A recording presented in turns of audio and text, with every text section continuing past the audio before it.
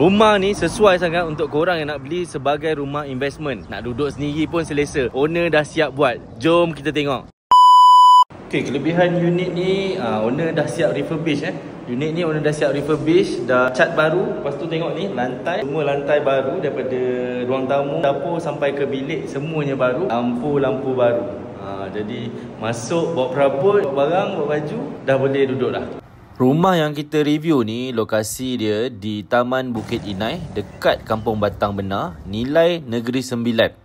Betul-betul tak jauh dari Plaza Tol Pajam melalui Highway Lekas. Rumah ni sangat sesuai untuk dijadikan sebagai investment unit. Buat jadi rumah sewa memang mudah betul nak dapatkan penyewa. Sebab apa? Semua kemudahan sangat dekat. Masjid, sekolah, dewan komuniti, klinik dan lain-lain semua boleh jalan kaki sahaja. Apartmen jenis medium cost ni berstatus freehold. Bermakna ia boleh dimiliki oleh semua kaum.